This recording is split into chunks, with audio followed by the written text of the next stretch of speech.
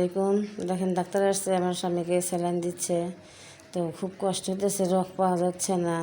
তো ডাক্তার বলতেছে যে স্যালাইন দিলে একটু সুস্থ হবে।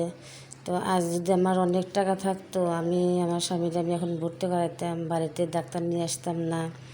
তো এনারে তো সবসময় এলো ডাক্তার মেডিকেলে নিয়ে রাখা লাগতো। তো আল্লাহ রহমত করছে, দোয়া করছে, সেজন্য ডাক্তারটা ভালো ছিল। সেজন্য ডাক্তারটা আসছে, এসে বললো যে না, আর ডাক্তার মেডিকেলে নিয়ে যাওয়া লাগবে না।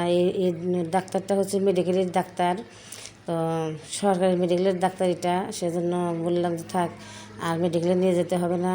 তো সেজন্য এসে এখানে যে স্যালাইন ট্যালাইন সব রেডি করে দিল। তো সব ঠিকঠাক করে দিতেছে। তো দেখেন শুয়ে আছে। আমার এমন কষ্ট হইতেছে যে আমার যদি অনেক টাকা থাকতো, আমার স্বামীর আমি চিকিৎসা করাতাম, মেডিকেলে নিয়ে যাইতাম, ভর্তি করাইতাম। ওনার তো অনেক সমস্যা।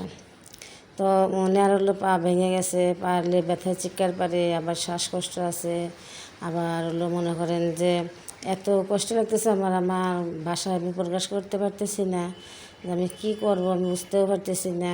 তো ছেলের টাকা পাঠাই দিয়েছে ঢাকার থেকে, যে তাড়াতাড়ি ডাক্তার নিয়ে এসে তাড়াতাড়ি এলো কী করা লাগবে করেন, স্যালাইন দেওয়া লাগবে, ইঞ্জেকশন দেওয়া লাগবে দেন। ইঞ্জেকশন দিতেছে, ভিটামিন দিতেছে। অনেক দুর্বল শরীর, ভাত খায় না, তো কিচ্ছু খায় না।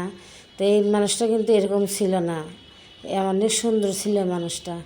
অসুস্থর কারণে এরকম হয়ে গেছে। জানেন, আমি সবার জন্য দোয়া করি, আমার স্বামীর জন্য সবাই দোয়া করবেন। আসসালামু আলাইকুম।